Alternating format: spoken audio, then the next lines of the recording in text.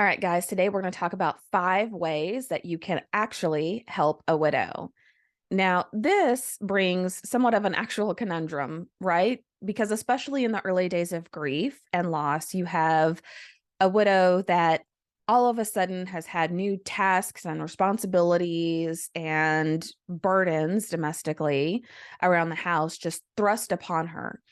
Maybe even skill sets she's never had to do before, like mowing the lawn or budgeting or cooking or figuring out how to get car titles transitioned over into their name. So it seems natural that you, knowing the person who's grieving, would want to help them and have things that you can do for them. And they have things that they need help with. Well, we're going to start with tip number 1, and that is to avoid platitudes. Now, platitudes are those things that you say frequently. Let me know if you need anything, or hey, let me know if there's anything I can do to help. And while, okay, it's nice that somebody says that, at the end of the day, what does that really mean? Does that really open up the widow's heart and mind to reach out to you and ask for help with a specific task? No, absolutely not. In fact, you're putting a burden back on that person and saying, you tell me what I can do to help you, and then I'll process and think about whether or not it's something I can do, will do, able to do, can find the time to actually do. Even though you think it's a kind gesture, and it is a nice saying as far as platitudes go, but that's what platitudes are. They're just nice sayings. They're not actually helpful. And a lot of times they actually can have a negative effect rather than a positive effect. So instead of saying, is there anything I can actually do to help? Consider step number 2, which is to be specific. Now, we all have different households. Sure, every household is a little bit different, but the core fundamentals of what need to be done are pretty similar between each household, right? We have to wash dishes. We need to mop. General house cleaning needs to be done. Laundry, meals need to be prepped and cooked or delivered. Kids may need to be taken to places, or maybe they need someone to sit in the stands and cheer them on at events. Dogs may need to be groomed or walked, or the fish or the birds may need to be fed. The lawn needs to be mowed or weed eated. The car needs an oil change. The house needs air filter changes. Um, Pool may need to be winterized or closed. There are so many fundamentals of things that just have to happen on a normal basis that you can think through what is it you're happy to do, you can do, and you're willing to find the time to do. Now, on the website here in the show notes of this podcast episode, you're going to find a comprehensive list of the core things that widows request help with, or the things that they'd really like to have help with. Now, if you're not feeling very inspired and you need some ideas of things that you can do, or maybe things that most widows would like help with or request help with, you can download our comprehensive checklist on the website, and I'll put a link to it in the show notes. This is episode 5 of the Brave Widow podcast. So if you're needing some ideas, you're not really sure what it is that you can do, then go download that checklist and you'll find a whole list of ideas of things that you could do. Which leads us into tip number 3. Consider what you can and can't do. You may not enjoy doing all of the different tasks around the house, or you may not even physically be able to do some of those things, and that's perfectly okay. We actually have included in the list a check of gift card ideas, subscription ideas, and other things that really aren't physically intense, but things that will still be helpful to support that widow. Tip number 4 is to ask when, not if. A lot of times in our discussion with a widow, we'll say, if you'd like me to do this, or if there's anything I can do to help, be sure to let me know. When really what we should be saying is, hey, I would like to mow the lawn for you one day next week. Could I do it Tuesday or Saturday? And what that does in the mind of someone who's overwhelmed and grieving and feeling like they don't want to be a burden to someone else is it frees them up to feel like they're having to ask you for help. So when you say, here's what I'd like to do, does this day work or this day work?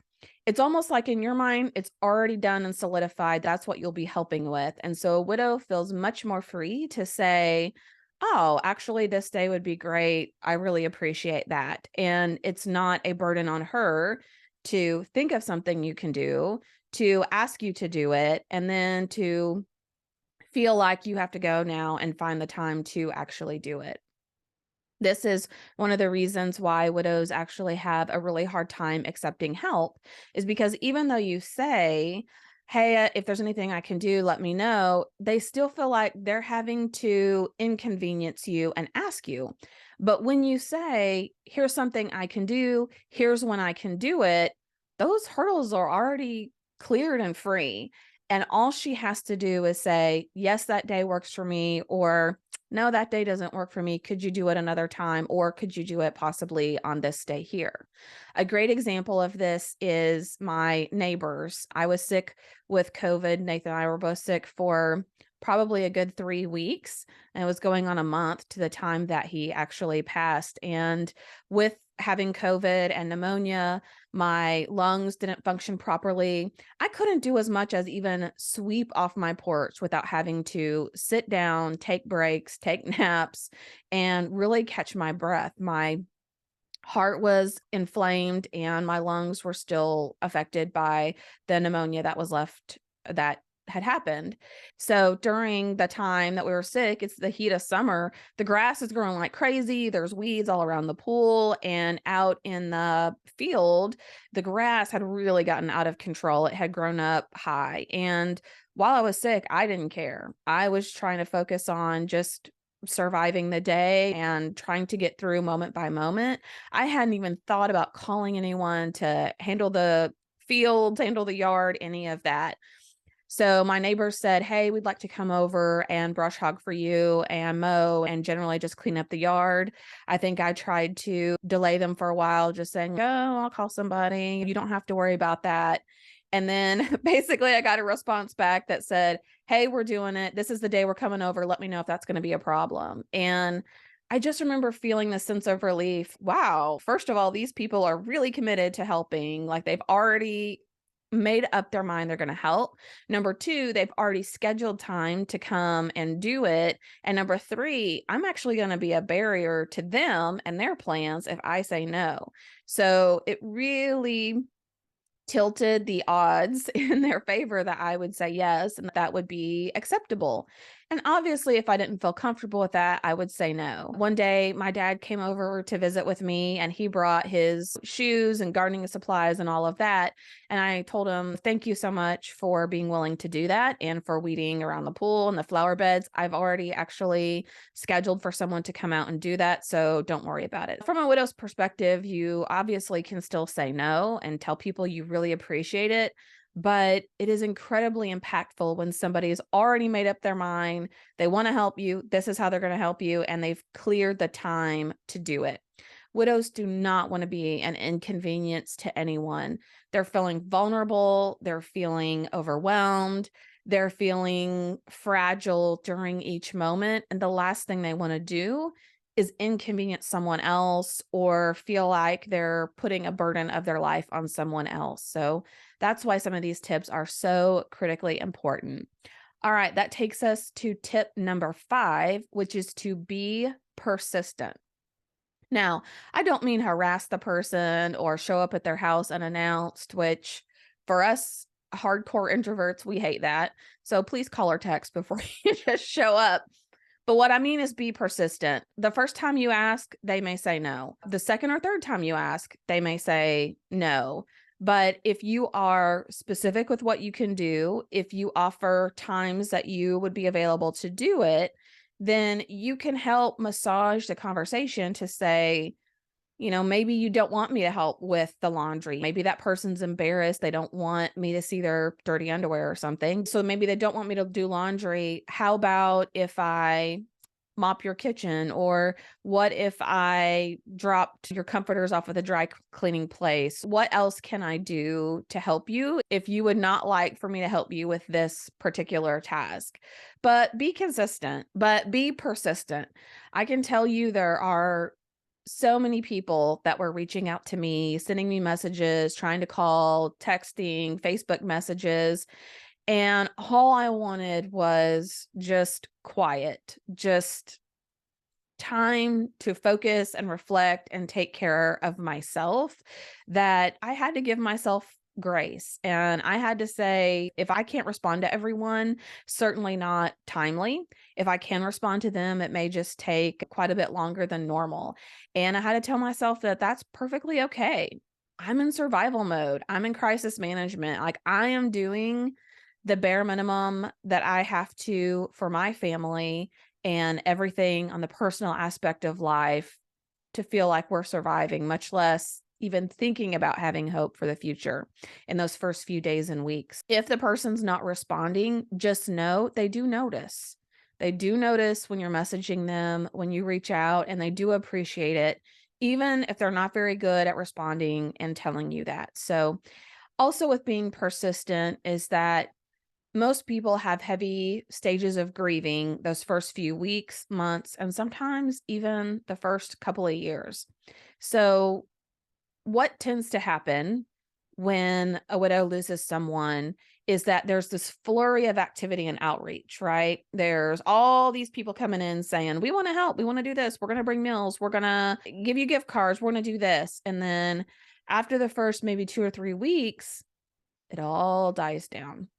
And if you hear from even a couple of 2 to 3, maybe a handful of people, you're probably pretty lucky from that perspective. So, as you think about being persistent, know that, especially in those first few weeks, if they don't respond or they don't take you up on your offer, that's perfectly fine. Reach out to them again in 4 months, 6 months, 10 months, a year, or 2 years. Um, Most likely, no one else is doing that during those times. Widows tend to feel over time that they're forgotten about because people are really good at reaching out in the beginning and really bad at following back up a few months later. Some of this may be that people don't want to inconvenience you. If you're a widow and you've declined help multiple times or you don't respond multiple times, then they may feel like, I guess if that person needs help, they're going to let me know. Or I've tried helping several times and been told no. So, as someone who wants to help, that can be really discouraging to be told no or not get a response after several times. But I want to encourage you, if you are that person, to be persistent.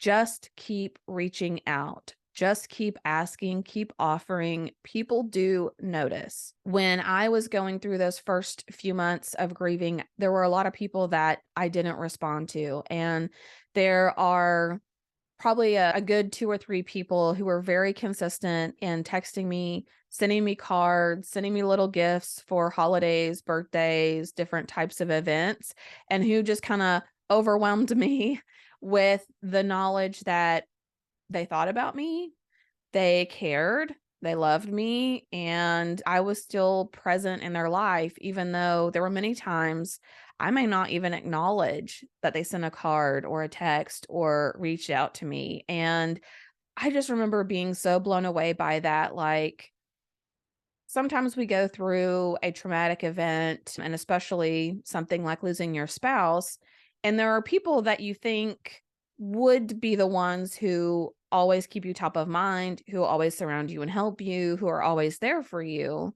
and they're not, and that's disappointing. Could be family, it could be close friends, it could be just someone that you really depend on.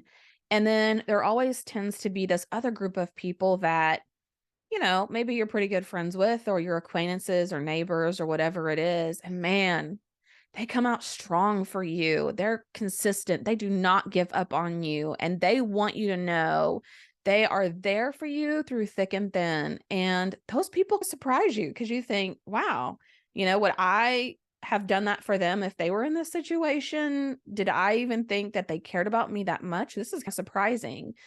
And there's been a few of those people I've circled back to months later, close to even a year later, and said, thank you. You have no idea what you did for me and what that meant for you to be consistent and persistent with reaching out to me. And especially when I didn't even say thank you or acknowledge the fact that you reach out, the fact that you kept doing it told me that you weren't doing it to get anything in return. You were truly doing it because you cared and without any expectation, which is really incredible. All right, guys, those are the 5 ways to actually help a widow. And quickly, I'll recap them for you. Number 1, avoid the platitudes. Don't use phrases like, if you need anything, if there's anything I can do to help, let me know. Number 2, be specific. Offer specifically what you're willing to do, what you're able to do, maybe even what you enjoy doing, which leads us into number 3. Consider what you can and can't do. Number 4, ask when, not if. And number 5, be persistent. If you need help asking for help, or if you want to know how you can help someone who's grieving, download our free comprehensive checklist at bravewidow.com/free. This checklist contains specific tasks and tips for accepting and coordinating help. Again, head on over to bravewidow.com/free to download this today.